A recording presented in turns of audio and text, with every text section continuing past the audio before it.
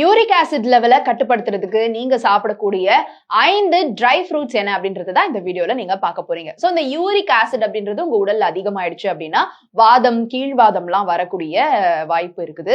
இந்த மூட்டு வலி அது இதுன்னு உங்களுக்கு வந்து மூட்டு சம்பந்தப்பட்ட பிரச்சனைகள்லாம் வரும். சோ இந்த யூரிக் ஆசிட் லெவலை கண்ட்ரோல்ல வச்சுக்கிறதுக்கு நீங்க தொடர்ந்து சாப்பிட வேண்டிய dry fruits. Number 1 walnuts. So walnut ஃபுல்லாவே ஒமேகா 3 ஃபேட்டி ஆசிட் நிறைஞ்சிருக்கு. இது என்ன பண்ணுமா, உங்க உடல்ல இருக்கக்கூடிய இன்ஃப்ளமேஷனை கம்மி பண்ணி யூரிக் ஆசிட் லெவலையுமேவும் இது கம்மி பண்ணுது. ஸோ உங்களுக்கு வாதம், கீழ்வாதம், மூட்டு வாதம் இந்த மாதிரியான பிரச்சனைகள்ல இருந்து உங்களை வந்து கொஞ்சம் காப்பாத்துது. நம்பர் 2 பிஸ்தா. பிஸ்தா அது வந்து ஃபுல்லா பொட்டாசியம் ஃபைபர் நிறைஞ்சிருக்கிறதுனால யூரிக் ஆசிட் லெவலை கண்ட்ரோல் பண்ணுது, உங்க கிட்னியையும் ஆரோக்கியமா வச்சுக்குது.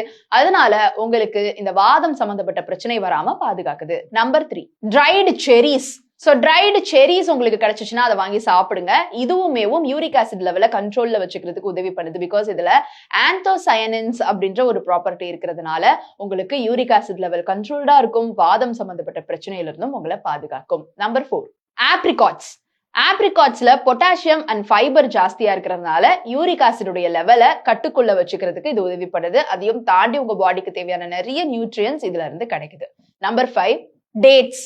டேட்ஸ் ஒரு ஸ்வீட்டான ட்ரீட் மட்டும் உங்களுக்கு கிடையாது, இது யூரிக் ஆசிட் லெவலை கண்ட்ரோல்ல வச்சுக்கிறதுக்குமேவும் உதவி பண்ணக்கூடிய ஒரு ட்ரை ஃப்ரூட்டா இருக்குது.